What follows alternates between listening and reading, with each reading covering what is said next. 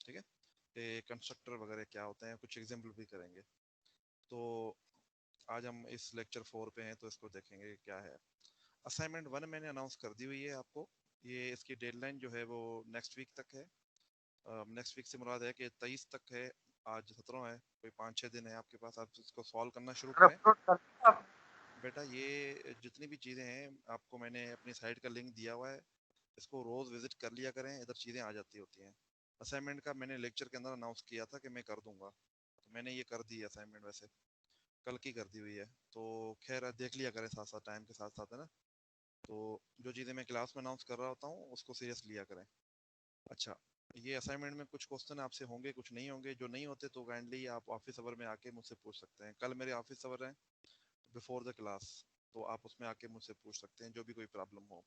कुछ इसमें से चीज़ें हैं, जैसे कंस्ट्रक्टर में आज पढ़ा दूंगा, डिस्ट्रक्टर और डीप शेलो कॉपी, और ये जो 3-4 चीज़ें ना, ये मैं अभी आपको ऐसा से पढ़ाऊंगा। तो अगर तो वो चीज़ें मैं नहीं पढ़ा पाया टाइम में, तो उसको मैं फिर टाइम आपको एक्स्ट्रा दे दूंगा। पर मैं कोशिश करूंगा कि मैं ये जल्द से जल्द आपको पढ़ा दूं। ठीक है, होपफुली आपको नेक्स्ट क्लास या उससे नेक्स्ट क्लास में ये खत्म करवा दूंगा सारे कंसेप्ट।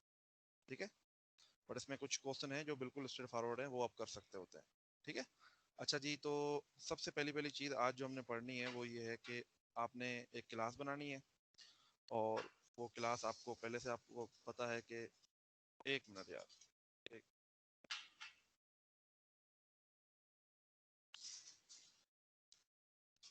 अच्छा, तो वो क्लास है स्टूडेंट की। ठीक है, तो वो स्टूडेंट की क्लास में क्या हो रहा होता है, स्टूडेंट क्लास में है हैश इंक्लूड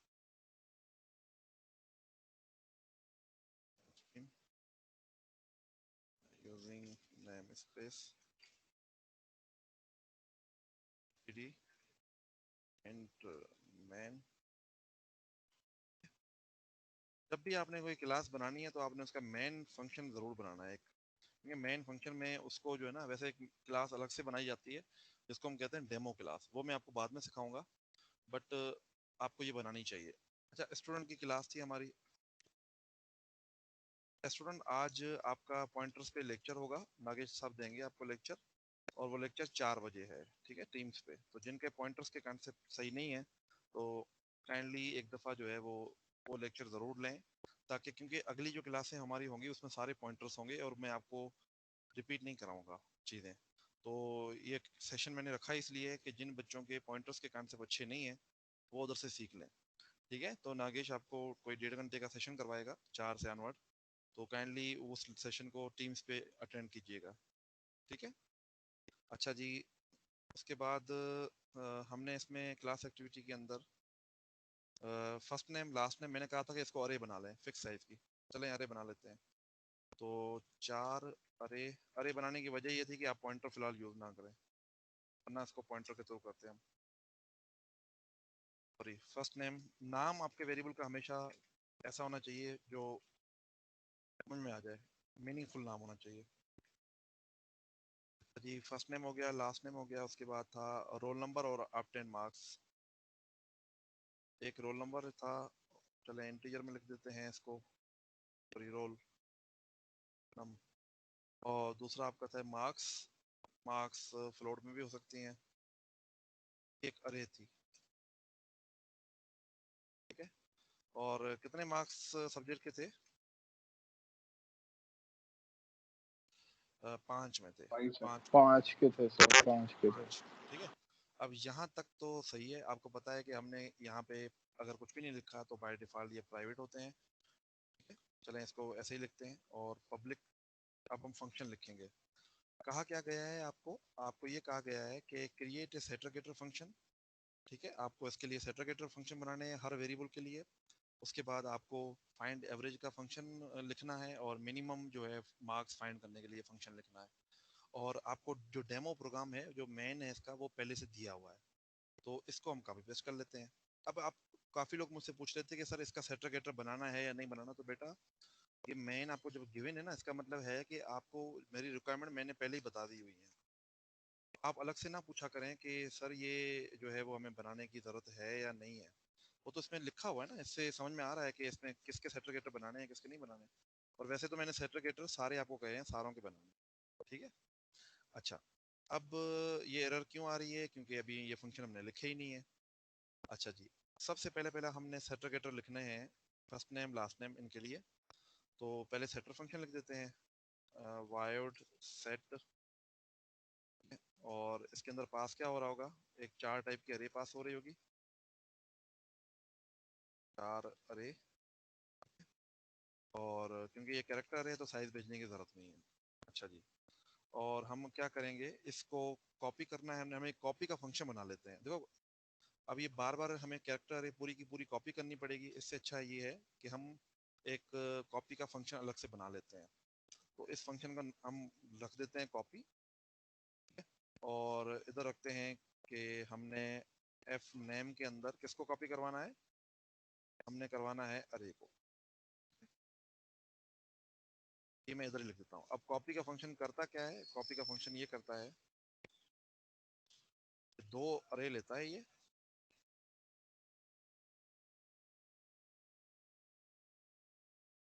ठीक है। एक को हम कहते हैं सोर्स और दूसरे को हम कहते हैं डेस्टिनेशन। 4 अरे का नाम हम रखते हैं डेस्टिनेशन, और दूसरी का नाम रखते हैं हम सोर्स। सोर्स से मुराद है कि जहां से हमने कॉपी करनी है। और इस फंक्शन की डेफिनेशन क्या होगी? बहुत ही सिंपल, एक लूप लगाते हैं, int i is equal to 0 से स्टार्ट होता है ये लूप, और कहाँ तक चलेगा? सोर्स के नल तक। Source of I not equal to null. Mic please बीच में ना खोला करें। अब क्या करना है हमने? डेस्टिनेशन के अंदर सोर्स को कॉपी करना है, सिंपल। ये काम हमने करना था। तो अब हमें ये बार बार लिखने की जरूरत नहीं है, तो इसको पहले लिख देते हैं, इसको बाद में लिख देते हैं, कोई फर्क नहीं पड़ता। अच्छा जी, ये सेट का फंक्शन अब हो गया। अब देखो, ये कोड हमें ना बार बार लिखना नहीं पड़ेगा, ठीक है। ऐसे फंक्शंस को हम कहते हैं हेल्पिंग फंक्शन या यूटिलिटी फंक्शन। हेल्पिंग और सर यूटिलिटी। जी जी सर ये कॉपी स्ट्रीम का बिल्ट-इन फंक्शन नहीं होता? बेटा, बिल्ट इन फंक्शन होता है, बट अभी असल में मैंने कोई लाइब्रेरी इंक्लूड नहीं की है, और अभी मैं रिकमेंड भी नहीं करूंगा कि आप कोई लाइब्रेरी फिलहाल यूज करें, ठीक है। क्योंकि आप लोगों की कोडिंग जो है ना, मैं अभी फिलहाल उसको देखूं, जब मुझे यकीन हो जाएगा तो कम से कम मिड टर्म तक मैं आपको अलो नहीं करूंगा कि आप कोई भी लाइब्रेरी यूज करें। मिड टर्म के बाद मैं खुद आपको लाइब्रेरी यूज करना सिखाऊंगा। ठीक हो गया सर, ओके सर। तो अभी आप कोई भी लाइब्रेरी यूज ना करें। Okay sir. अच्छा जी, उसके बाद वायर्ड, ये सेट जो था ये हमारा एफ नेम था, ठीक है। इस तरह से सेट हमारा होता है। अच्छा, लास्ट नेम एल नेम, और इसके अंदर भी 4 अरे, और वही कॉपी का फंक्शन कॉल करेंगे, और इसके अंदर एल नेम। और एक चीज मैं इसमें मिस कर गया, वो ये था कि int i is equal to 0 यहाँ से स्टार्ट करते हैं। जैसे ये खत्म हो, यार ये माइक किसका खुला हुआ? बंद कर दे।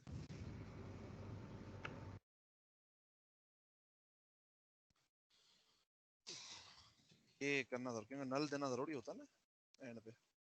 जी, तो ये भी हो गया। यहाँ तक किसी को प्रॉब्लम तो नहीं है? ये तो मैंने सिर्फ सेट किया है दो चीजों को। किसी को प्रॉब्लम हो यहाँ तक तो बता दे।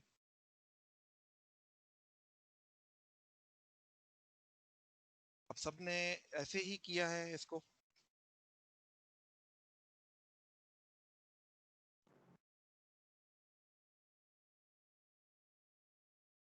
सर मैंने स्ट्रिंग से कैरेक्टर अरे में वो कॉपी कर लिया था। देखो, आप स्ट्रिंग यूज नहीं करोगे, स्ट्रिंग टाइप का कीवर्ड मुझे नहीं पता, आप कभी भी यूज नहीं करोगे, ठीक है फिलहाल। मतलब इसकी वजूहत ये है कि मैं चाह रहा हूँ कि आप प्योर कोडिंग खुद से करें, ताकि जो कोडिंग आपको भूल गई है काफी दिनों से, तो वो भी आपको याद आ जाए।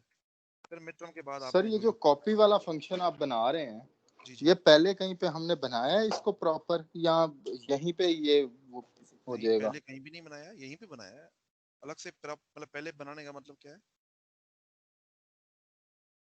आ गई समस्या, मैंने देख जी, लिया। ठीक, आ गई समस्या, आ गई। अच्छा ठीक। यार ये एरर क्यों दे रहा है भाई? एक्सपेक्टेड ए सेमीकोलन, कहाँ पे सेमीकोलन की जरूरत है भाई?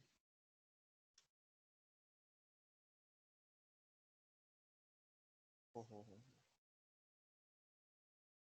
सॉरी।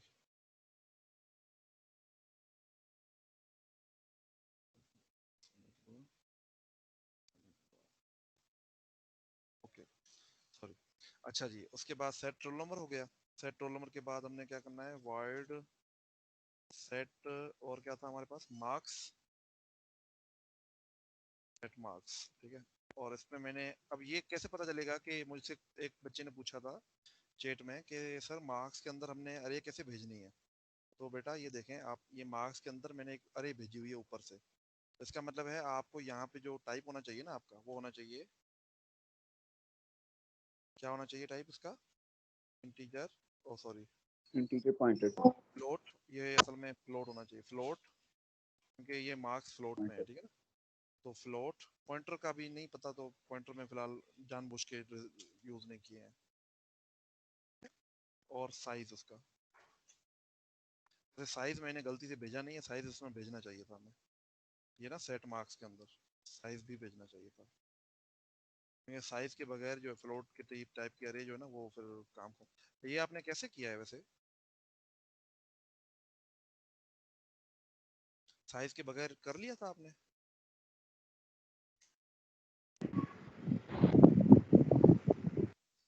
पॉइंटर के थ्रू किया था। पॉइंटर के थ्रू किया सर साइज फिक्स कंसीडर किया है ना 5। था, वो आपने अज्यूम कर लिया, हार्ड कोडेड, उसको कहते हैं हार्ड कोडेड प्रोग्रामिंग। जी sir, hard coded. Programming highly discourage होती है, वो आप कभी ना किया करो। अब इसका नाम थोड़ा सा चेंज कर लेते हैं ताकि डिफरेंस दिखने में आए। Marks,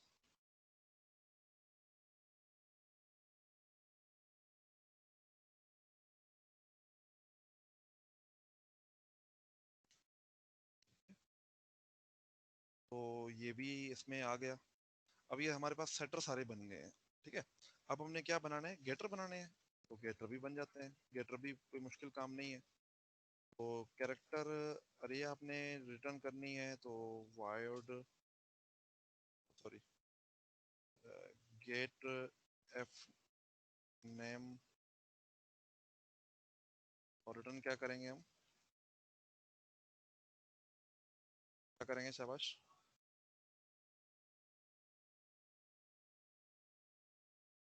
return first name.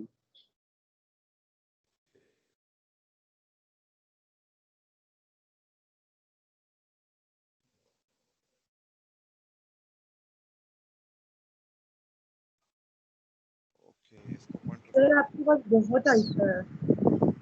है, सर ये स्टैटिक अरे ना रिटर्न होती। ठीक है, इसको पॉइंटर कर देते हैं,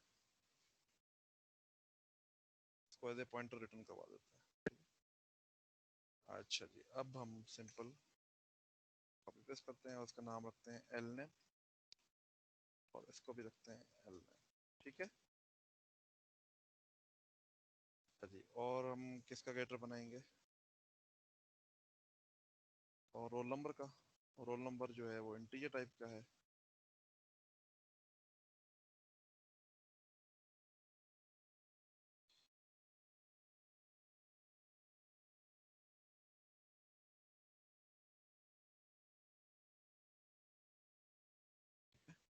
रोल नंबर आ गया।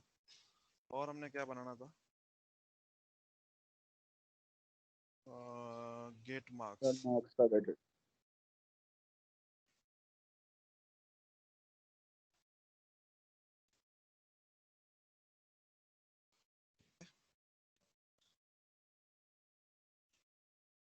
चलें जी, ये सारे बन गए।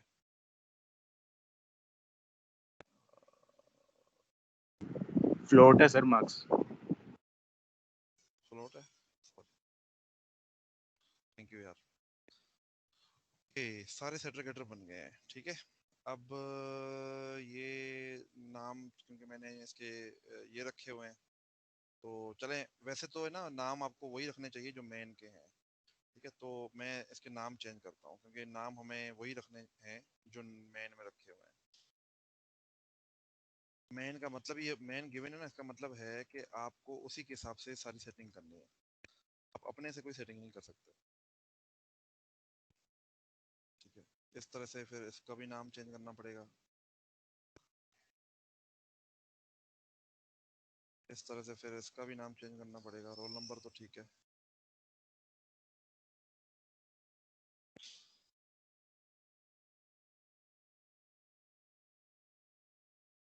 चलें जी, ठीक है, ओके।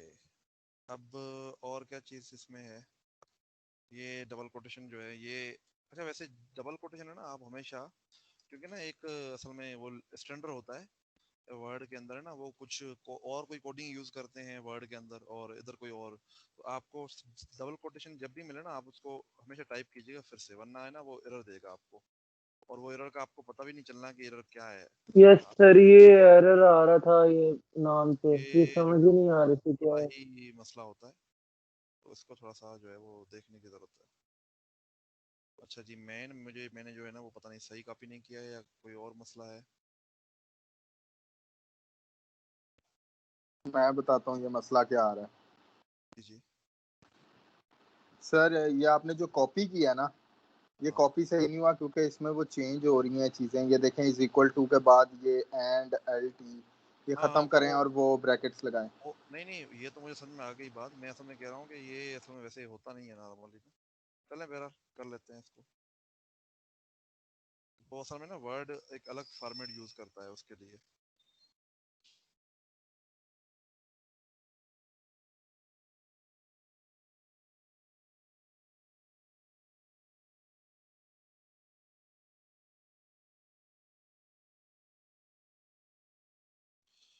अच्छा लंबा काम हो गया वैसे ये।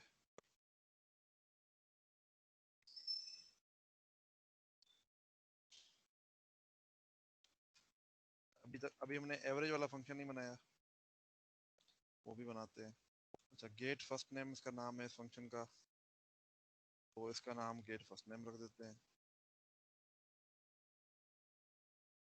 ठीक है, उसके बाद चलो ये मिनिमम वाला फिलहाल छोड़ते हैं। अच्छा इतना ही काफ़ी है, ठीक है। अच्छा जी, तो अब इसमें सबसे पहली पहली चीज़ ये है कि एवरेज का फंक्शन हमने नहीं बनाया, तो हम एक एवरेज का फंक्शन बना लेते हैं जो क्या करेगा हमें, जो हमें बताएगा कि मार्क्स एवरेज क्या है मार्क्स, ठीक है ना। तो वो फंक्शन बनाना कौन सा मुश्किल है, तो वो तो आपको वो भी आता होता है काम। तो इसमें पास करने की कोई ज़रूरत नहीं है, ये रिटर्न क्या करेगा हमें, ये रिटर्न करेगा फ्लोट, ठीक है। और एवरेज का फंक्शन जो है उसके लिए ये लूप काफ़ी है हमारे लिए। एक हम बना लेते हैं फ्लोट टाइप का सम, हम रख देते हैं 0, और इस सम के अंदर हम क्या करते हैं plus, plus is equal to, ठीक है। और फाइंड एवरेज जो है, अगेन साइज जो है मैं इधर भेजनी पड़ेगी, साइज के बगैर जो है वो, ये मैंने छोटी सी गलती की है होमवर्क के अंदर, ये मुझे सही करनी चाहिए थी। खैर मैं इसको सही कर दूंगा ऐसे तो, बट चलें, आप लोगों ने क्योंकि इसको देखो हार्ड कोडेड चीज़ें आप नहीं करें, आप चीज़ें को थोड़ा सा सही तरीके से चलाएं। अगर आपको कोई होमवर्क में प्रॉब्लम आ रही है ना, तो मुझे आप जो है ना वो टेक्स्ट वगैरह करके बता दिया करें कि ये मुझे गलती लग रही है, ठीक है। तो खैर ये मेरे से पता नहीं क्यों गलती हो गई, बट ये है गलती है। इंटीजर अरे के अंदर आपको हमेशा जो है इस तरह से साइज भेजनी चाहिए। सम जब निकल आया तो आप रिटर्न करें float, sorry sum divide by size, जो भी साइज है उससे डिवाइड करके भेजता है, तो ये आपका रिटर्न हो जाएगा। सही है, अब आपने सब कुछ कर लिया है, अब इसको चलाते हैं।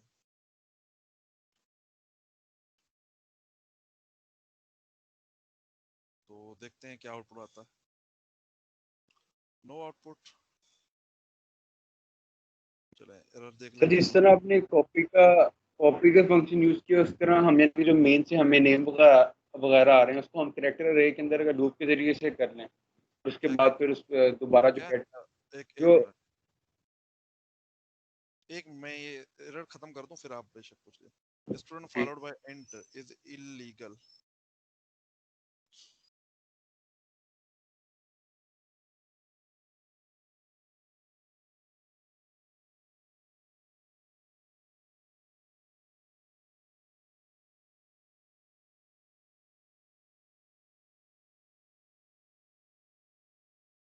चले अब तो चल जा।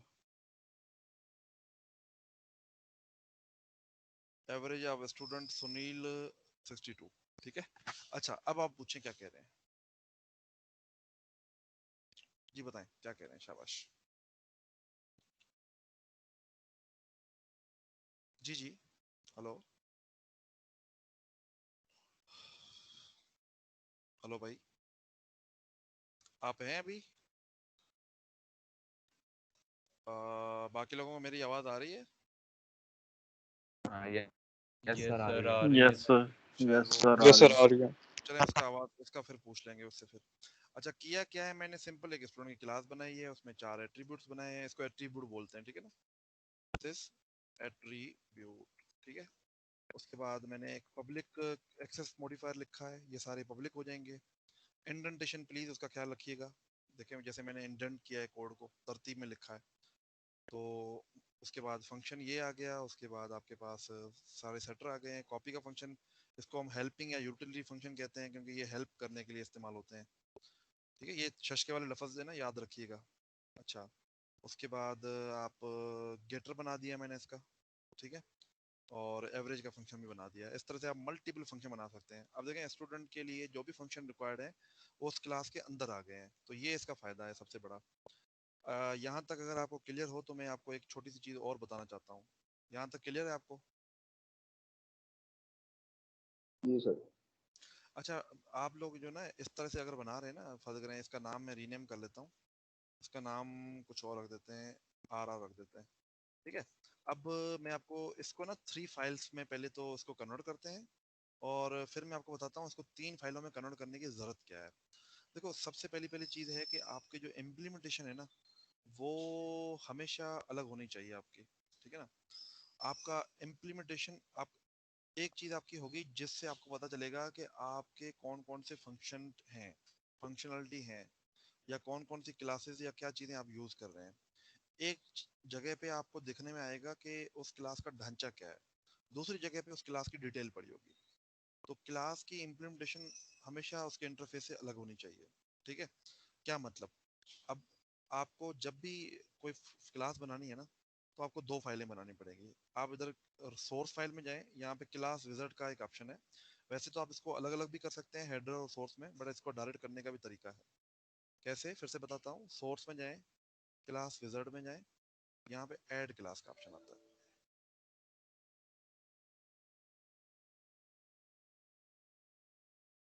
ये क्यों नहीं दे रहा भाई, एक मिनट, ये क्लास के अंदर ऑप्शन आता है, ये क्यों नहीं दे रहा। Class wizard, class can only be added on MFC project. अच्छा एक मिनट, इसको कॉपी पेस्ट करते हैं और एक नया जो है वो बनाने की ट्राई करते हैं। कंसोल बेस्ड एप्लीकेशन, और इसका नाम अगेन टेस्ट 2 रख देते हैं। यस, एक नया प्रोजेक्ट बनाया हमने, नेक्स्ट किया, एम्प्टी है, कंसोल बेस्ड एप्लीकेशन है, फिनिश किया इसको। अच्छा अब देखते हैं क्लास पे हमें विजार्ड बनाने देता है, नहीं ये ना डायरेक्ट तरीका है किसी भी क्लास बनाने का। नहीं नहीं, ये शायद मेरे विजुअल स्टूडियो में कोई पंगा है।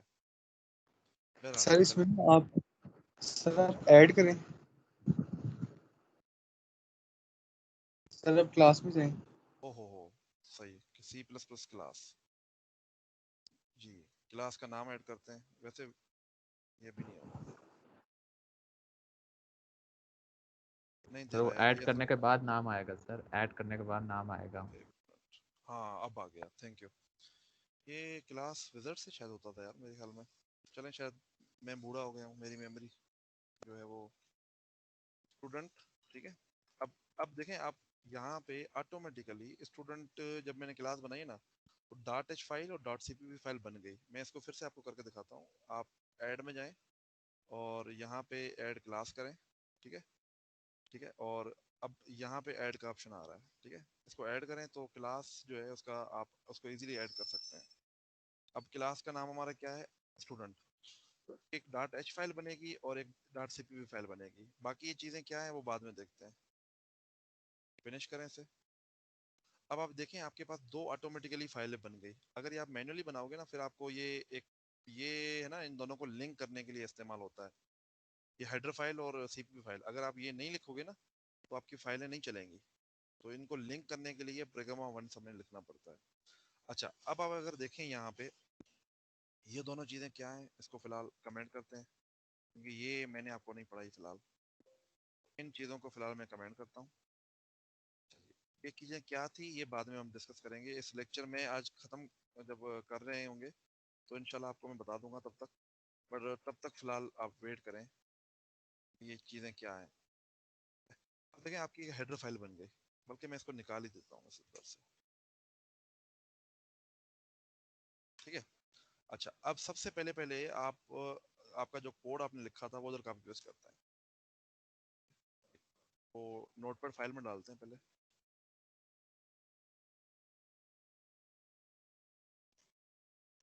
अब सबसे पहली पहली बात, हेडर फाइल जो है ना, वो आपकी क्लास नहीं है। वो आपकी एक क्लास बना रहे हैं, बट उसमें हम उसको इम्प्लीमेंट नहीं करेंगे। इस हेडर फाइल बनाने का मतलब ये है कि हम इसमें सिर्फ लिखेंगे कि हमारी क्लास के अंदर क्या क्या चीज़ें हैं।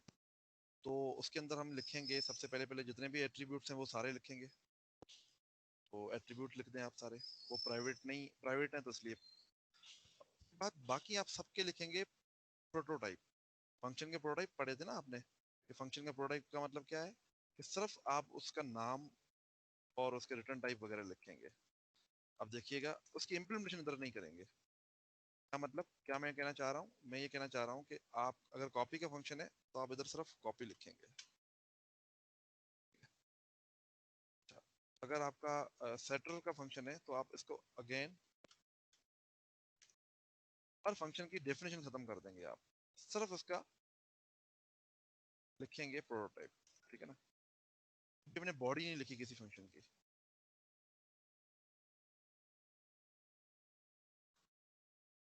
तो जितने भी फंक्शन है, जैसे आप फंक्शन के प्रोटोटाइप डिफाइन करते हैं ना, तो ये फंक्शन के प्रोटोटाइप डिफाइन कर रहा हूँ मैं।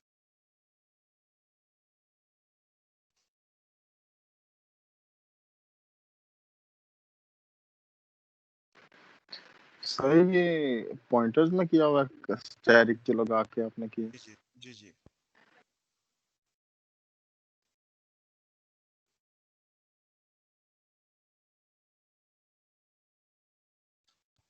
अब ये काम खत्म इधर, ठीक है। अब आप अगर ये देखें तो जैसे घर का नक्शा नहीं होता, कि घर के नक्शे से का मुराद ये तो नहीं है कि पूरा घर, बट ये एक नक्शा है। अगर आप देखें, आपके पास एक प्रोजेक्ट जब होगा ना, जब आप एक बहुत बड़ा मॉडल, जैसे मैंने आपको एक दफ़ा मॉडल दिखाया था कि ऑब्जेक्ट ओरिएंटेड मॉडल आप ऐसा बनाना सीखेंगे जिसमें लाइनें लगी हुई थी डब्बों के दरमियान, है ना। तो जब आप एक ऑब्जेक्ट ओरिएंटेड मॉडल बनाएंगे और आप कोड देखेंगे, तो आप कोड की इम्प्लीमेंटेशन नहीं देखेंगे। आपको फिलहाल इंटरेस्ट होगा कि यार, अगर फर्ज करें मैं अगर आपको कहूँ कि यार स्ट्रिंग की लाइब्रेरी को यूज करना सीखो, तो आप क्या करोगे, स्ट्रिंग की क्लास खोलोगे और उसके अंदर जो फंक्शन है वो देखोगे। अब अगर आपने किसी फंक्शन की डिटेल चेक करनी है तो आप .cpp फाइल में जाओगे, बट इस फाइल से क्या पता चलेगा कि इसमें कौन कौन से फंक्शन है। देखो ना, अगर मुझे स्ट्रिंग की फाइल यूज करनी है तो मैं उसके इम्प्लीमेंटेशन में थोड़ी इंटरेस्टेड हूँ, ठीक है। मैं तो अभी सिर्फ और सिर्फ उसका जो है, इसके इसको इस फंक्शंस को ना, इन फंक्शंस को हम इंटरफेस भी कहते हैं। इंटरफेस का मतलब क्या है, किसी भी फंक्शन को क्लास के अंदर इंटरफेस भी कहते हैं। उसकी वजह क्या है, देखिए गाड़ी है ना, गाड़ी के अंदर इंजन है, उसके अलावा एसी भी है, आप म्यूजिक सिस्टम है, उसके बाद वो इंजन के अंदर और भी कोई पार्ट्स होंगे, इलेक्ट्रिकल सिस्टम भी है, ठीक है, बत्तियां बत्तियां भी हैं। अब ये सारी चीजें जो है ना, इनको कंट्रोल करने वाला कौन सा है, इंटरफेस। कौन से, जो आपके व्हील होते हैं जो आप चलाते हैं, और गियर बॉक्स, ठीक है, जिसके थ्रू आप पूरी गाड़ी को कंट्रोल कर रहे होते हैं। इसी तरह से आपकी इस ये फंक्शन है ना, ये क्या है, ये इंटरफेस है। जैसे मोबाइल एप्लीकेशन है, आप एक एप्लीकेशन दबाते हो, आप फेसबुक चलाते हो, ठीक है, या आप कोई उबर शुबर करते हो, आप बटन दबाते हो ना, असल में वो बटन के पीछे क्या है, एक बहुत बड़ी इम्प्लीमेंटेशन है। बट वो बटन क्या है, वो बटन आपका उस कोड तक पहुंचने का तरीका है, ठीक है ना। उसको हम बटन को कहते हैं इंटरफेस। इसी तरह से ये फंक्शन क्या है, ये फंक्शन वो फंक्शन है जिसके थ्रू हम इस क्लास के एट्रीब्यूट्स को एक्सेस कर सकते हैं, इसलिए हमें इसे इंटरफेस कहते हैं, ठीक है ना। इंटरफेस का मतलब ये है। तो आपके क्लास के इंटरफेस को इम्प्लीमेंटेशन से अलग होना चाहिए। अब ये बड़ा ही टेक्निकल लफ्ज है, किसी को समझ में आ रही है कि ये क्लास की इम्प्लीमेंटेशन और इंटरफेस का मतलब क्या है? शाबाश। कोई भी बच्चा इसको थोड़ा सा मुझे समझाना चाहे कि क्लास की इंटरफेस और इसकी इम्प्लीमेंटेशन में क्या क्या मतलब है? सर जब हम लोग फंक्शंस को क्लास के अंदर इस्तेमाल करते हैं तो वो इंटरफेस बन जाता है। अच्छा देखो बेटा, असल में इंटरफेस का मतलब है कि ये प्रोटोटाइप, सिर्फ ये जो फंक्शन है ना, जितने भी फंक्शन आप क्लास के अंदर यूज कर रहे हैं ना, ये सारे क्या है? इंटरफेस है। ये इंटरफेस क्यों है? क्योंकि इन्हीं फंक्शन के थ्रू हम इस क्लास के एट्रीब्यूट को एक्सेस कर सकते हैं। अगर मैं इस क्लास का एक ऑब्जेक्ट बनाता हूँ और मैं कहता हूँ यार उस ऑब्जेक्ट का क्या फायदा, उस ऑब्जेक्ट में कर क्या रहे होंगे, इस ऑब्जेक्ट में हम इन्हीं एट्रीब्यूट्स को छेड़ रहे होंगे, ठीक है। अब इन एट्रीब्यूट को छेड़ने के लिए मुझे क्या चाहिए? या तो ये सेटर गेटर के फंक्शन चाहिए या कोई और फंक्शन चाहिए। बात समझ रहे हैं? बात समझ रहे हैं? Yes sir, yes. ठीक है ना। तो इसी तरह से इन फंक्शंस को हम कहते हैं कि ये इंटरफेस है, ठीक है ना, इसको हम इंटरफेस भी कहते हैं। Okay sir. सर आपकी आवाज बहुत आहिस्ता आ रही है। अब ठीक है, कुछ बेहतर है? हेलो, कुछ बेहतर सर है? बहुत हल्की है। बाकी लोगों को भी हल्की आवाज आ रही है मेरी? Yes sir. तो सर नॉर्मल ही है, बस हल्की है इतनी तेज। यार ये वकास जो है इसने फोटो अहमद का क्यों लगाया हुआ है? ये अहमद नहीं है? नहीं सर, ये मेरी अपनी फोटो है। चलो एक मिनट में ये बंद करके फिर से ज्वाइन करता हूँ।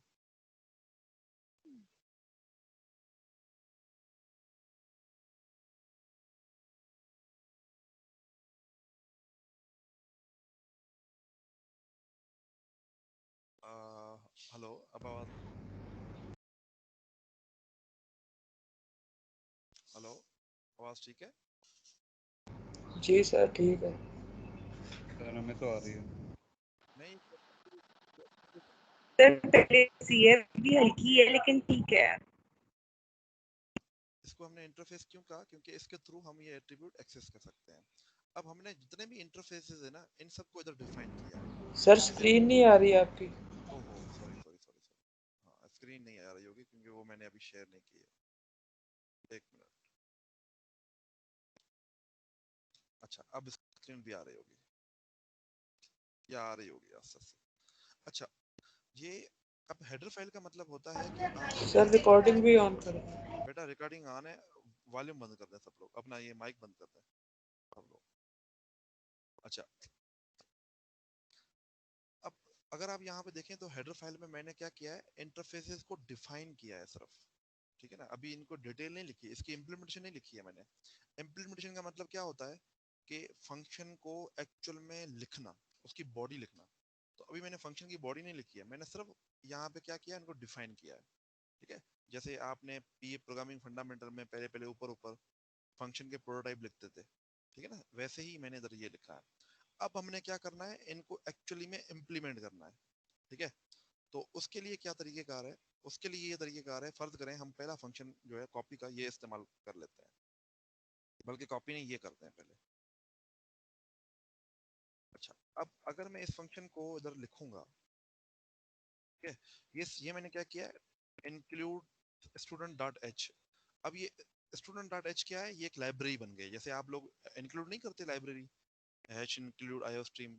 आईओस्ट्रीम क्या है? एक लाइब्रेरी है, बट क्योंकि वो बिल्ट इन लाइब्रेरी है इसलिए आप वो थोड़ा सा दूसरे तरीके से लिखते हैं, वो लेस देन साइन लगा के, इंसर्शन और एक्सट्रैक्शन ऑपरेटर, ये वाले ऑपरेटर लगा के इस्तेमाल करते हैं।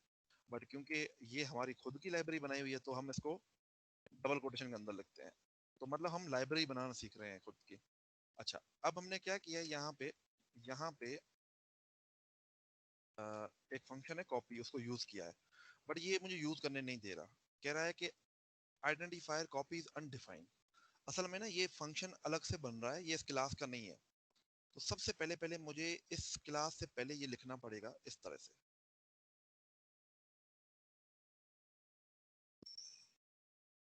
देखना एरर खत्म हो गई। आप में से कोई बताएगा कि ये एरर खत्म क्यों हुई है?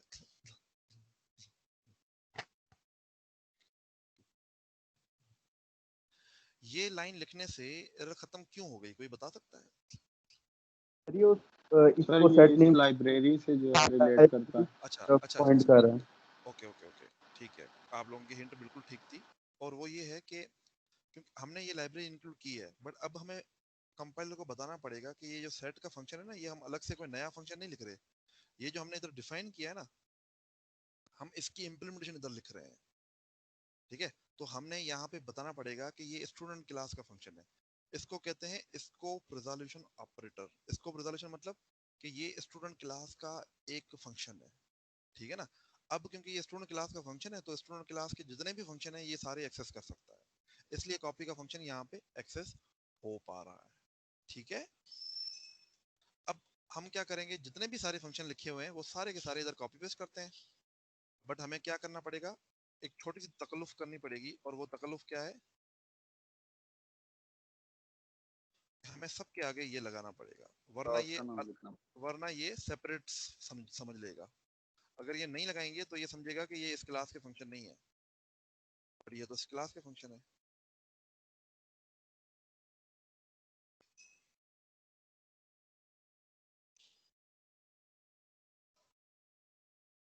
ठीक है, अब ये सारे फंक्शन जो हमने उधर इंप्लीमेंट किए थे वो सारे के सारे हमने इधर इंप्लीमेंट कर दिए हैं। अच्छा, अब मैंने कॉपी के फंक्शन को ना इधर इंप्लीमेंट नहीं किया। अच्छा देखो, इस कॉपी का फंक्शन है ना, ये है यूटिलिटी फंक्शन। ये यूटिलिटी फंक्शन मतलब ये इंटरफेस में ना हमें हेल्प कर रहा है, ये इन फंक्शन में यूज हो रहा है। इस कॉपी फंक्शन की जरूरत जो ना, इस फंक्शन की तुक नहीं बनती। मतलब स्टूडेंट डॉट कॉपी लिखेंगे, एक हमने स्टूडेंट टाइप का ऑब्जेक्ट बनाया होगा, उसमें डॉट कॉपी लिख के हम क्या करेंगे, उसकी कोई तुक नहीं बनती। तो ऐसे फंक्शन जो हेल्पिंग फंक्शन हो, ये फंक्शन कभी इस्तेमाल होगा बाहर, बाहर कभी भी इस्तेमाल नहीं होगा। ये फंक्शन सिर्फ इन फर्स्ट नेम वगैरह को यूज करने के लिए बनाया था। तो ऐसे फंक्शंस को हम क्या करते हैं, प्राइवेट बना देते हैं। प्राइवेट क्यों बनाते हैं, कोई बता सकता है इसकी वजह, प्राइवेट क्यों बनाना चाहते हैं इसको हम ऐसे फंक्शन को प्राइवेट क्यों बना रहे हैं?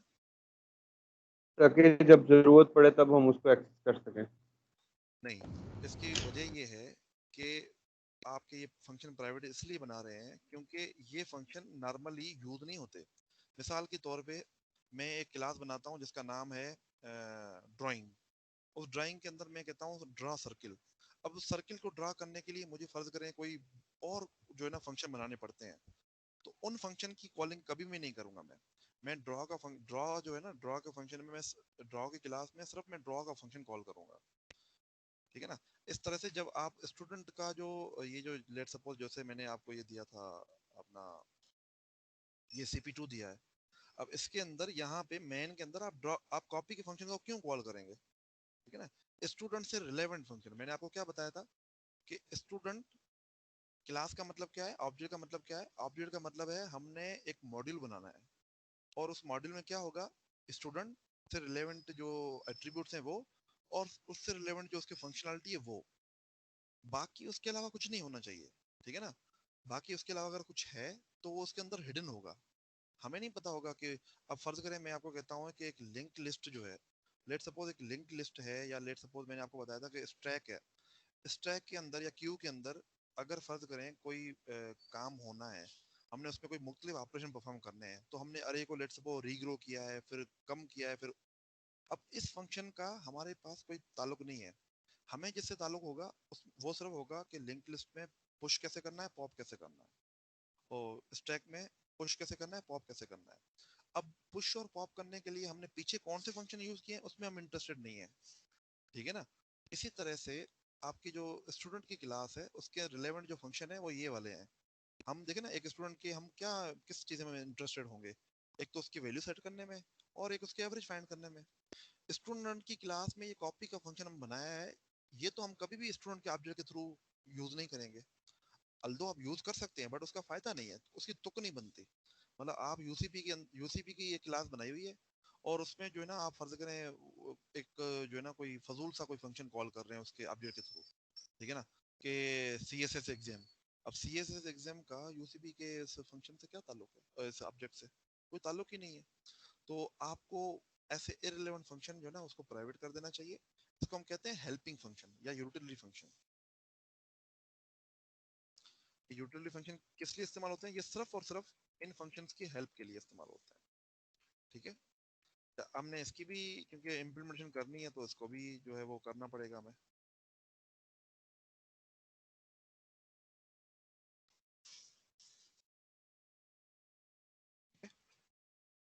अब यहाँ तक सारा जो है क्रिस्टल क्लियर आपको होना चाहिए।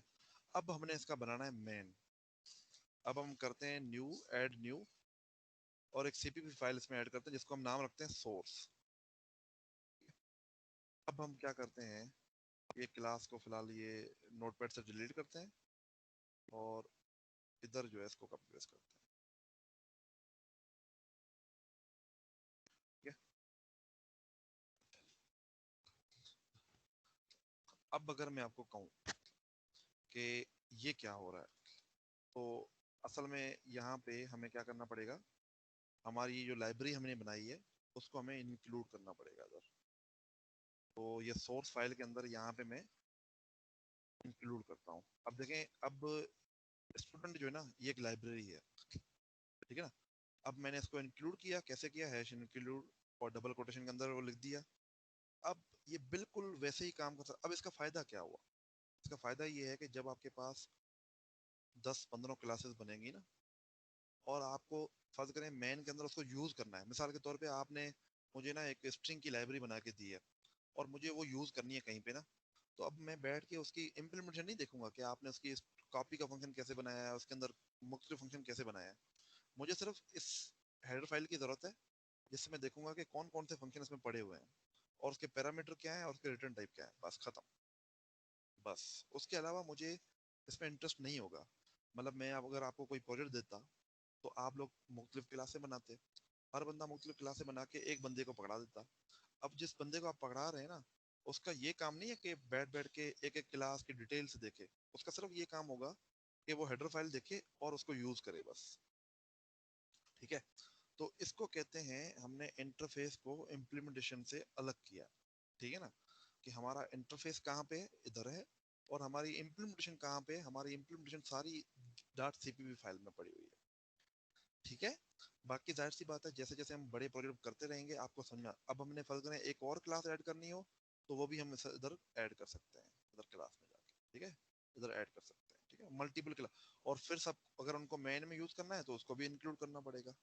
ठीक है, इस तरह से हम मुख्तलिफ क्लासें करके इधर इंक्लूड करते रहेंगे। यहाँ तक किसी भी बच्चे को कोई भी चीज समझ में ना आई हो तो वो मुझे बता सकता है। शाबाश।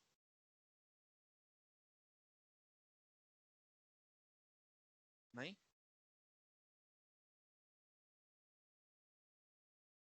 कोई इशू, कोई प्रॉब्लम यहाँ तक?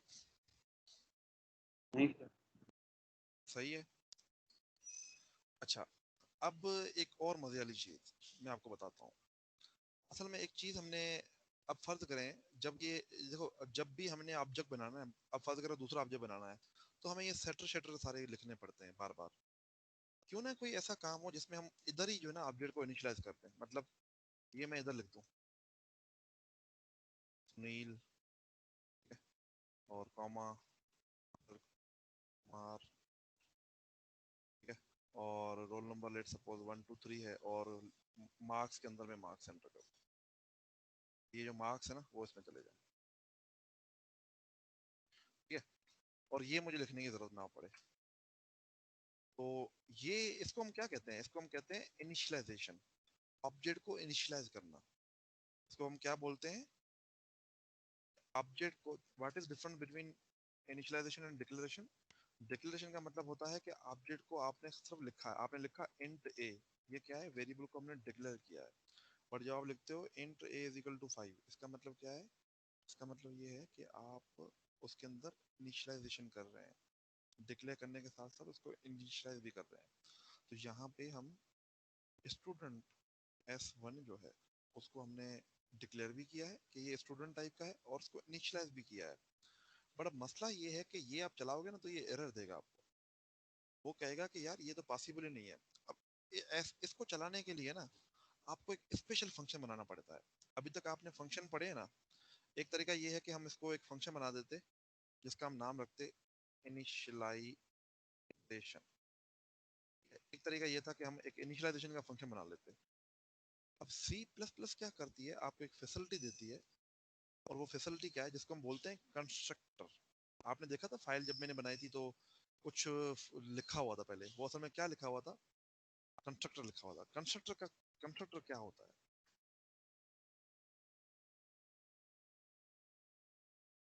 तो ऑब्जेक्ट को इनिशियलाइज करेंगे ना, उन सबको इनिशियलाइज करेंगे वो कंस्ट्रक्टर होगा।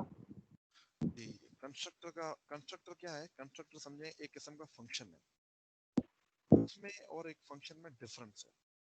क्या डिफरेंस है? सबसे पहली चीज, अब ये आप जो मैं लिख रहा हूँ चीजें, ये अगर आप कॉपी शॉपी आपने पकड़ी हुई है तो आप उस पर लिख लें बेशक, वरना जो है वो आप बाद में फिर वीडियो से देख लीजिएगा। मेरी सजेशन है कि कॉपी अपने साथ रखा जाए। एक कंस्ट्रक्टर में और एक फंक्शन में क्या फर्क है? वो ये फर्क है नहीं होता। कि फंक्शन, कंस्ट्रक्टर जो है ना, स्पेशल किस्म का फंक्शन है, स्पेशल टाइप ऑफ फंक्शन है। दूसरा, कंस्ट्रक्टर जो है ना, उसका फंक्शन का कोई भी नाम हो सकता है ना। कंस्ट्रक्टर का नाम जो है ना, should be of class name. जो क्लास का नेम है वही कंस्ट्रक्टर का नाम होना चाहिए। हैज नो रिटर्न टाइप, और इसकी रिटर्न टाइप कोई नहीं होती। क्या मतलब कि अगर हमने इस क्लास का कंस्ट्रक्टर बनाना है, ठीक है, तो हमें क्या करना पड़ेगा, इस क्लास का ही नाम रख के फंक्शन लिखना पड़ेगा। अच्छा, अब हमने क्या किया, हमने खाली अगर ये लिख दिया मिसाल के तौर पे इस तरह से। अच्छा, हमें क्योंकि हमने यहाँ पे पैरामीटर्स पास किए हुए हैं तो हम यहाँ पे पैरामीटर, इसको कहते हैं पैरामीटर कंस्ट्रक्टर। पहली बात ये है कि ये बना क्यों रहे हैं, ये हम इस तरह से असल में लिखना चाह रहे हैं। इस तरह से इनिशियलाइज करने को हम कहते हैं कि कंस्ट्रक्टर कॉल हो रहा है। एक स्पेशल किस्म का फंक्शन जो है ना वो कॉल हो रहा होता है पीछे, क्योंकि आपको पता है कंस्ट्रक्टर जो है, यहाँ पे सिर्फ हम कंस्ट्रक्टर लिखेंगे और इसकी इम्प्लीमेंटेशन जो है वो हम इधर लिखेंगे। तो आए इधर इसकी इम्प्लीमेंटेशन लिख देते हैं, स्टूडेंट और स्टूडेंट।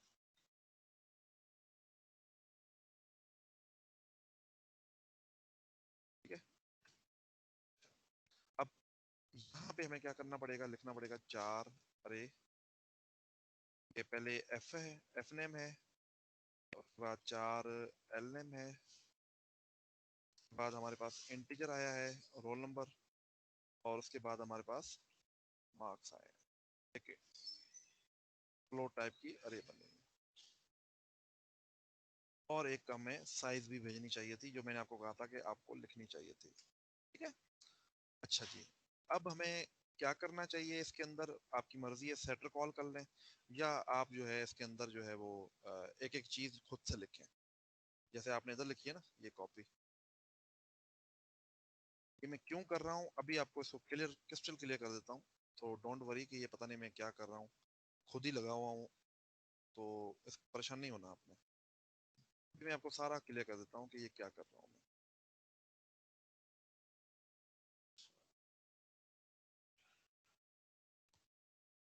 सर सारे सेटर के फंक्शन डाल दें अंदर। हाँ वो भी डाल सकते हैं, मैं वही कह रहा हूँ कि वो भी डाल सकते हैं, बट मैं असल में ना आपको थोड़ा सा दिखाना चाह रहा हूँ कि इस तरह से भी कर सकते हैं। इसको क्या इशू है भाई?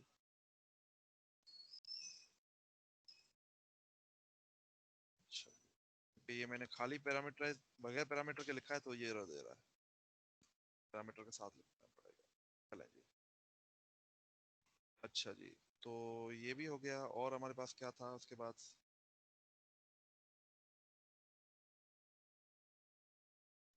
एल नेम कॉपी हो गया, रोल नंबर कॉपी करना है, अब रोल नंबर कॉपी हो गया, और क्या करना है?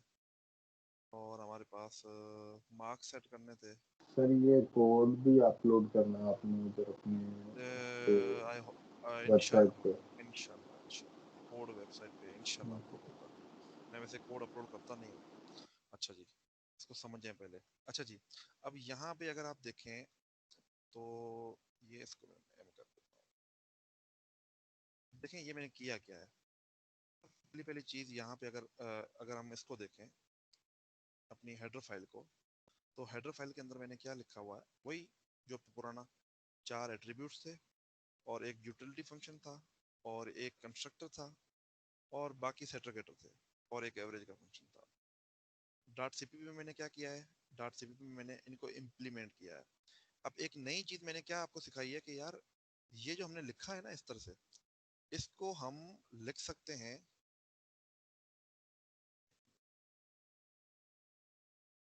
तो हम इस तरह से भी अगर हम लिखना चाहते हैं, हम लिखना चाहते हैं कि यार एक स्टूडेंट जो है ना, ये वैसे एरर क्यों दे रहा है,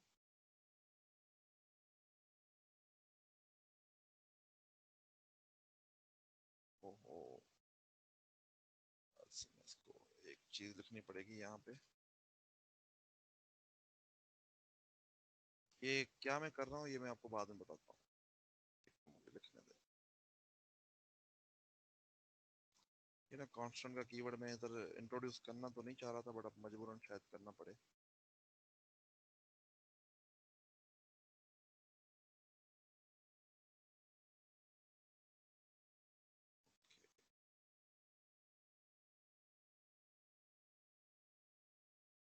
पंगे हो गए ना, मसले हो गए।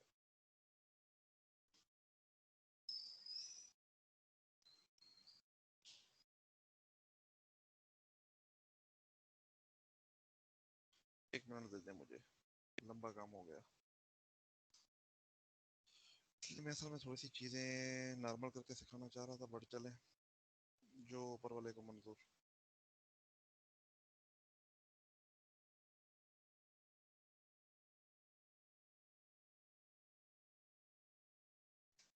ले, ठीक है। अब तुझे क्या इशू है भाई?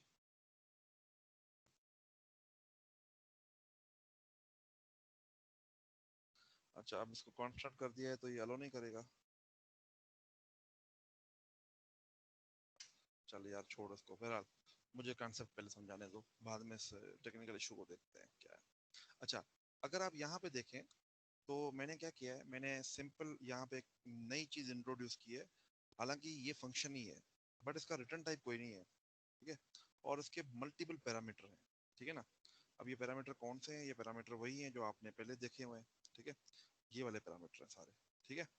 अच्छा, अब यहाँ पे अगर आप देखें ये क्या है, कि मैंने ऑब्जेक्ट क्रिएट किया है और साथ में कुछ पैरामीटर भेज रहा हूँ।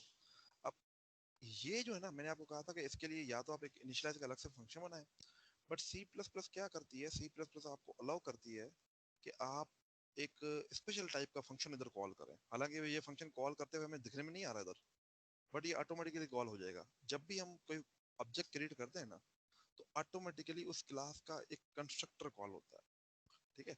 अब वो कंस्ट्रक्टर क्या है, वो ये है, ये कॉल होता है। अब क्या होगा, ऑटोमेटिकली हम इधर आ जाएंगे, इस जगह पे आ जाएंगे।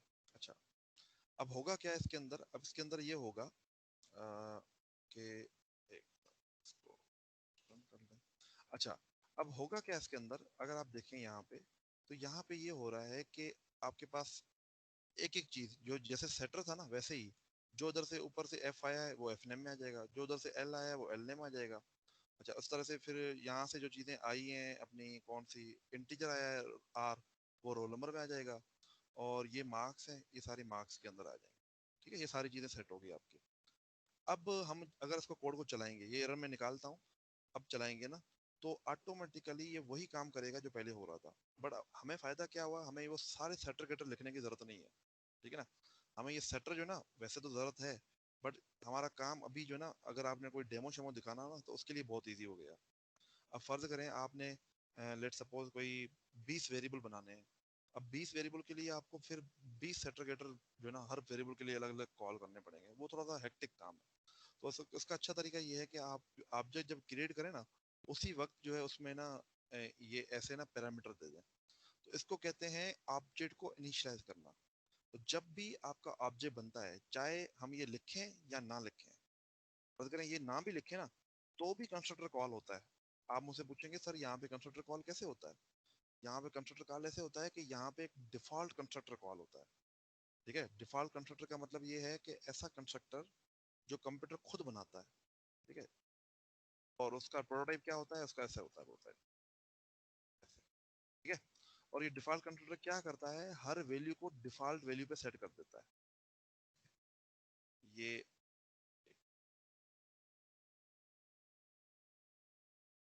हर वैल्यू को डिफॉल्ट वैल्यू पे सेट कर देगा। अब एक अरे है तो उसके अंदर ये डिफॉल्ट वैल्यू क्या होंगी, नल होंगी। इंटीजर की डिफॉल्ट वैल्यू क्या है, 0 है। ठीक है, हम वेरिएबल के अंदर कुछ भी नहीं लिखते फिलहाल। पर ये क्या करता है, ये कंस्ट्रक्टर चाहे हम लिखें या ना लिखें, अगर फर्ज करें मैंने ये नहीं भी लिखा तो भी ऑटोमेटिकली कंप्यूटर ये डिफॉल्ट कंस्ट्रक्टर कॉल करेगा। और उसकी वजह क्या मैंने बताया आपको, उसकी वजह ये है कि जब भी एक ऑब्जेक्ट बनता है तो उसकी मेमोरी क्रिएट होती है। तो उसकी मेमोरी कैसे क्रिएट होती है, थ्रू दिस डिफॉल्ट कंस्ट्रक्टर। ठीक है, ये बात समझ में आ रही है आपको कि मैंने अभी क्या बात की है?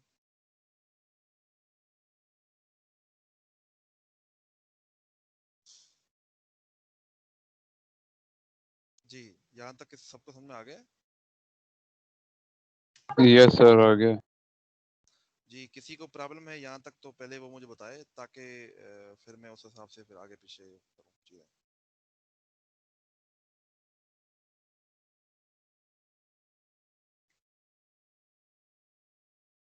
ये कॉपी का फंक्शन कहाँ गया?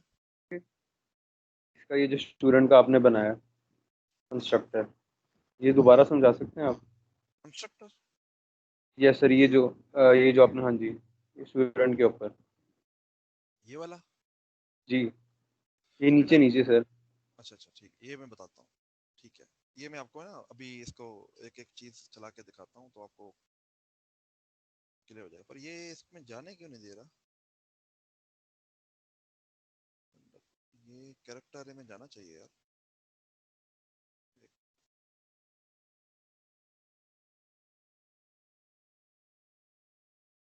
ये इसमें क्यों नहीं जाने दे रहा इसको?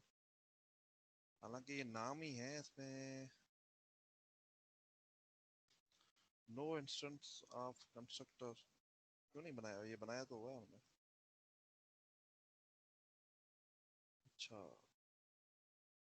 अच्छा अच्छा अच्छा अच्छा, ये मैंने साइज पास नहीं किया तो शायद इस वजह से मसला दे रहा है। ठीक है, अब पैरामीटर मैच हो गए ना पूरे, सही है अब। ठीक है, अच्छा अब मैं आपको ना एक इसको स्टेप बाय स्टेप चला के दिखाता हूँ। ठीक है, आपने डीबगिंग पढ़ी हुई है सबने? अगर नहीं पढ़ी हुई तो कोई मसला नहीं है, मैं आपको बताता हूँ कैसे करते हैं। सबसे पहले पहले ये नुक्ता लगाएं, इसको कहते हैं ब्रेक पॉइंट। ठीक है, यहाँ से हम कोड चलाते हैं अपना। चलें जी, इसको चलाएं। ठीक है, अब हम इस जगह पे, ठीक है। अच्छा, अब हम स्टेप बाय स्टेप चलते हैं कि ये देखते हैं कैसे चलता है। अच्छा, इसमें स्टेप बाय स्टेप चलने के लिए होता है F10 और स्टेप इनटू। अच्छा, F10 का मतलब है कि हम अगली लाइन पे जा रहे हैं। ये हमने कंपाइल कर लिया सक्सेसफुली। अब मेमोरी के अंदर अगर आप देखें ये बन गया है। ठीक है, ये देखें इसकी मेमोरी बन गई है। ठीक है, ये अरे बन गई है। ठीक है, अच्छा चलें जी, ठीक हो गया। इसको हम ऑटोज कहते हैं। ये मेमोरी में ना हमें शो हो रहे हैं इधर कि S1 बन गया है। अब S1 पे आ गया। अब अब हम देख इसमें स्टेप इनटू करते हैं। स्टेप इनटू का मतलब है कि इसके डिटेल के अंदर जाओ। अब देखें S1 जैसे ही चला ना, हम ऑटोमेटिकली किधर आ गए? ये स्टूडेंट डॉट सीपीपी लाइब्रेरी में आ गया। ये इस फाइल में आ गए। इसमें क्यों आए हैं?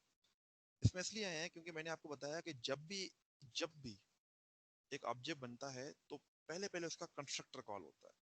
कंस्ट्रक्टर मतलब उस ऑब्जेक्ट को बनाने के वाला। ठीक है ना, जैसे आप एक नॉर्मल वेरिएबल बनाते हैं ना, वो तो बन जाता है। बट आपने अभी तक जो पढ़ा है ना, वो यही पढ़ा है कि जब आप वेरिएबल बनाते हैं वो बन जाता है। बट जो आपके पास जब एक क्लास बनती है ना, तो वो डायरेक्ट नहीं बनती, उसको एक कंस्ट्रक्टर जो है ना वो बनाता होता है। ठीक है ना, तो अगर हमने खुद से कोई कंस्ट्रक्टर नहीं बनाया हुआ तो ऑटोमेटिकली एक कंस्ट्रक्टर कॉल होता है जिसे हम कहते हैं डिफॉल्ट कंस्ट्रक्टर। ठीक है ना, कि जो कंप्यूटर खुद जो है ना वो बना देता है। अच्छा, अभी हमने क्या लिखा हुआ है, एक पैरामीटराइज कंस्ट्रक्टर बनाया हुआ है। पैरामीटराइज कंस्ट्रक्टर मतलब कि हम इस ऑब्जेक्ट को लिख रहे हैं, साथ में इसको इनिशियलाइज भी कर रहे हैं। ठीक है, तो ये क्या करेगा, जो कंस्ट्रक्टर से मैच करेगा, जाहिर सी बात है ये 5 पैरामीटर वाला कंस्ट्रक्टर कौन सा वाला है, वो ये वाला कंस्ट्रक्टर। ठीक है, अब ये क्या करेगा, यहाँ पे एक एक लाइन चलाएगा। जैसे ही ये खत्म होगा, ये 5 दफा कॉपी होगा इसमें, ये वापस इधर आ जाएगा। ठीक है, अब आपने देखा ये कंस्ट्रक्टर के बाद इसने पूरी ये सीपीपी फाइल नहीं चलाई, सिर्फ जो भी इसमें से चला है वही चलाया है। अब ये सी आउट पे आएगा। अब सी आउट में क्योंकि हमने गेट फर्स्ट नेम लिखा हुआ है, तो ये किस पे जाएगा, पहले पहले आपका गेट फर्स्ट नेम पे चला है। ये फाइंड एवरेज, पहले ये एवरेज फाइंड कर रहा है। चलें जी, एवरेज फाइंड हो जाए, ठीक है। उसके बाद ये क्या करेगा, गेट फर्स्ट नेम, उसके बाद ये फर्स्ट नेम उसने रिटर्न करवाया, जो भी फर्स्ट नेम था, ठीक है। और फिर ये खत्म हुआ, ठीक है, और ये सिस्टम पास और रिटर्न 0। अब आप देखें आपका ये average number of student Sunil 62, ठीक है। असल में ये ना सी आउट जो ना ये उल्टा चलता है, पहले ये चीज कंपाइल होती है फिर ये चीज कंपाइल होती है। आप लोगों को लगता है कि ये ऐसे चलता है, ये ऐसे नहीं चलता, ये उल्टा चलता होता है। खैर, अब आपने यहाँ पे चीज जो समझने वाली है वो ये क्या है, आज के लेक्चर में जो चीज समझने वाली है वो ये है कि सेटर गेटर तो बनते हैं, ठीक है, बट आप एक फंक्शन, आप एक ऑब्जेक्ट को अगर इनिशियलाइज कराना चाहें तो आप उसके लिए कंस्ट्रक्टर बनाते हैं, ठीक है। कंस्ट्रक्टर का मतलब क्या होता है कि जब एक स्पेशल टाइप का फंक्शन है जो ऑब्जेक्ट को इनिशियलाइज करने के लिए इस्तेमाल होता है। तो जैसे मैंने ये पैरामीटराइज बनाया है, आप बगैर पैरामीटर के भी बना सकते हैं, ठीक है। आपके पास लेट सपोज मैं अगर एक नई क्लास बनाऊं, ठीक है, तो उसके अंदर आप वैसे में, अच्छा आप किसी की क्लास है अभी इसके बाद, इसके बाद किसी की क्लास है? Yes sir. कितने बजे? सर 2 बजे। मुझे 5 मिनट दे दें, मैं एक यस सर, मेरी भी क्लास है।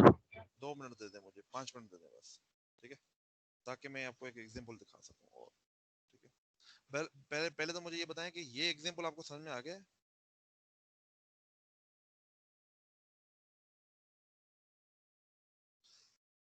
ये एग्जांपल क्लियर हो गया है? कंस्ट्रक्टर का क्लियर हुआ? यस सर, ये वाली एग्जांपल क्लियर हो गई है। देखें, आप लोग जब तक मुझसे सही तरीके से खुल के बात नहीं करेंगे तब तक क्लियर नहीं होगी चीजें। तो आप लोग मुझे बता दें शाबाश के सही हो गई बात, समझ में आ गई ये बात? बहुत कम है जी,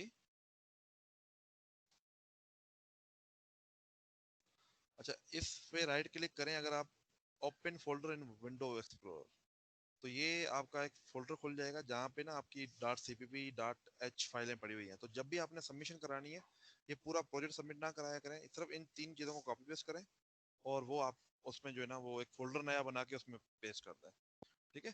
तो जब भी आपने टास्क सबमिट कराना है तो सिर्फ ये, ऐसा नहीं है कि ये फजूल फाइलें सबमिट करा दें, ये .h फाइल .cpp बस, ठीक है। अच्छा, अब मैं आपको एक एग्जांपल देना चाह रहा था एक और, ठीक है, और वो एग्जांपल था कि मैं आपको एक क्लास बनाना चाह रहा हूँ, नई क्लास जिसको हम कहते हैं पॉइंट क्लास,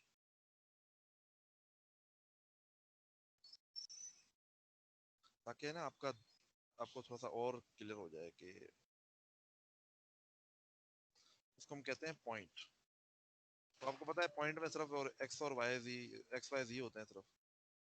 ओहो, फिर मैंने कुछ गलत कर दिया। ऐड क्लास, अच्छा इसका नाम हम रखते हैं पॉइंट, ठीक है। पॉइंट इज रिजर्व्ड, अच्छा ठीक है, पॉइंट रिजर्व्ड है तो फिर अंडरस्कोर दे देते हैं। ये पॉइंट अंडरस्कोर नाम से ना मैंने क्लास बनाई है। तो जब भी आप क्लास बनाते हैं ना तो आप देखें ये कंस्ट्रक्टर जो है ना ये बना होता है।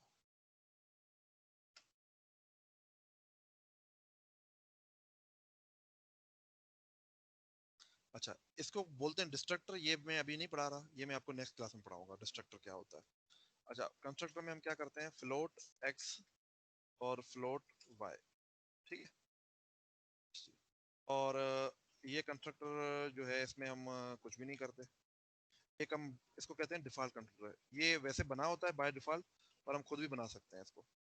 और एक हम पैरामीटर्स बना देते हैं, फ्लोट एक्स और फ्लोट वाई, और एक इसके प्रिंट का फंक्शन बना देते हैं वाइड प्रिंट, ठीक है। और वो प्रिंट का फंक्शन सिर्फ प्रिंटिंग के लिए इस्तेमाल होगा। अब हम क्या करते हैं, जाते हैं इसकी इम्प्लीमेंटेशन में, क्योंकि हमने फंक्शन बनाया ना तो हमने उसकी इम्प्लीमेंटेशन भी करनी होगी। तो ये कंस्ट्रक्टर जो है ये डिफॉल्ट कंस्ट्रक्टर है। डिफॉल्ट कंस्ट्रक्टर के लिए आपको जो है ना रिकमेंड होता है कि आप डिफॉल्ट वैल्यूज, अब आपको पता है डबल की डिफॉल्ट वैल्यूज क्या होती हैं, एक्स की वैल्यू 0 और वाई की वैल्यू 0, ये डिफॉल्ट वैल्यूज है, ठीक है। इस तरह से आपके पास एक और कंस्ट्रक्टर है, ठीक है, इसका हमने नाम रखा हुआ है पॉइंट। तो पैरामीटराइज कंस्ट्रक्टर है। पैरामीटराइज कंस्ट्रक्टर क्या करता है, हम इसको बी और ए कह देते हैं ताकि नाम चेंज हो जाए, आप कंफ्यूज ना हो जाए। इसको वैसे हम यहाँ पे ना भी लिखें ना, आपको पता है प्रोटोटाइप के अंदर हम वेरिएबल के नाम ना भी लिखें तो भी चल जाते होते हैं। उसके बाद यहाँ पे लिखते हैं x is equal to a और y is equal to b. ठीक हो गया, यहाँ तक आपको आई होप के समझ में आ गई होगी। और ये सिर्फ प्रिंट का फंक्शन है जो प्रिंट के लिए इस्तेमाल होता है।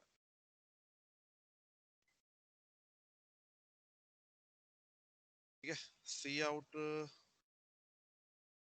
और इसको x y, ये सिर्फ जो है वो x और y को प्रिंट करने के लिए इस्तेमाल होता है बस। तो ये सी आउट यहाँ पे चलेगा नहीं क्योंकि ये आईओ स्ट्रीम और यूजिंग नेम स्पेस हमने नहीं लिखा हुआ, तो इसको पहले लिख देते हैं इधर ताकि ये मसला ना करे।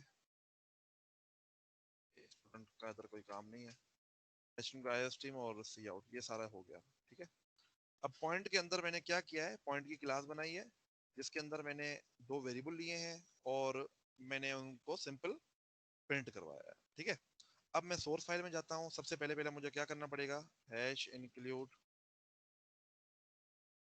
ये पॉइंट अंडरस्कोर डॉट एच, ये मुझे इंक्लूड करानी पड़ेगी और उसके बाद मैं इसको इजीली यूज कर सकता हूँ पॉइंट अंडरस्कोर। अब मैं एक P1 बनाता हूँ जिसका नाम मैं रखता हूँ 2 और 3 और एक P2 बनाता हूँ।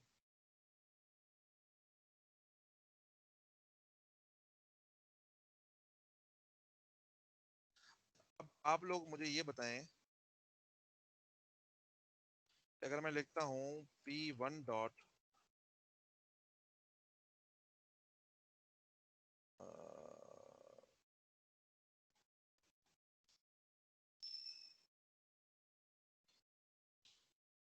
P1 डॉट प्रिंट, तो क्या प्रिंट होना चाहिए?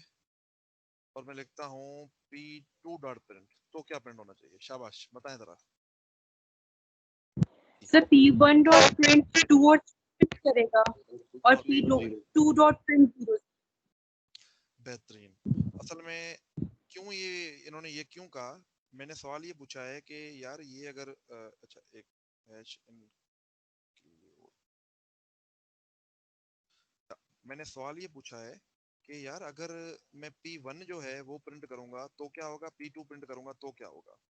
तो उसका जवाब जो है ना इन्होंने बिल्कुल दुरुस्त दिया है और वो जवाब ये है कि आपके पास ये जो P1 है ना, इसके लिए मैंने कौन सा कंस्ट्रक्टर कॉल किया है, पैरामीटराइज कंस्ट्रक्टर। तो आप यहाँ पे देखें पैरामीटराइज कंस्ट्रक्टर में क्या हो रहा है, जो मैं इधर वैल्यू दे रहा हूँ वो इधर x और y में जा रही है।